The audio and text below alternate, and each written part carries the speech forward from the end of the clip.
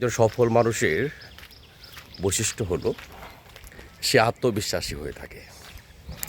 সে আত্মবিশ্বাসী অর্থ এই নয় যে অন্যের সাথে তুলনা করে নিজেকে বড় ভাবা, নিজের প্রতি সে একটা তুলনা ছাড়াই একটা আত্মবিশ্বাসী করে তোলে।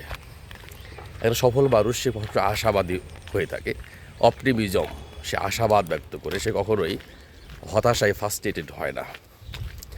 সফল মানুষ প্রচণ্ড লেভেলে পরিশ্রমী হয়। একটা কনসেপচুয়াল, একটা হলো হার্ডওয়ার্ক। সে মানসিকভাবে যেভাবে অপটিমিজম সে ফলো করে, সে অনেক আত্মবিশ্বাসী হয়। ঠিক একই সাথে সে কাজের মধ্য দিয়ে সেটা প্রমাণ করে সে প্রচুর পরিশ্রমী মানসিকতা হয়ে থাকে। এই দুইয়ের কম্বিনেশন মিলে একটা মানুষ সফল হয়ে থাকে এবং সফলতার ক্ষেত্রে তার পারিপার্শ্বিকতা ব্যাপকভাবে তার মাইন্ডসেটকে প্রভাবিত করে, তার মনোযোগকে প্রভাবিত করে। এখন আপনার একটা মাদ্রাসায় পড়ে যদি সে সিঙ্গার হতে চায়, সেটা তো হতে পারবে না, কারণ তার মাইন্ডসেটই সেখানে বিপরীত করে ফেলা হয়েছে, যেখানে সম্ভব না। ঠিক সে কারণে একটা ভালো পরিবেশ নিশ্চিত করা উচিত যে মানুষ সফল হতে চায়। দ্বিতীয়ত হলো তার পারিপার্শ্বিকতা ধরে যে হতাশা দুশ্চিন্তা তাকে লেগে থাকতে পারে,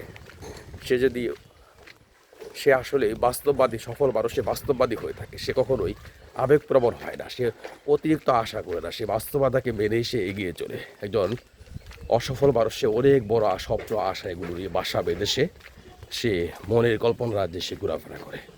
সফল মানুষ সে বাস্তববাদী হয়, সে অহেতুক সে স্বপ্নে সে বিমূঢ় হয় না।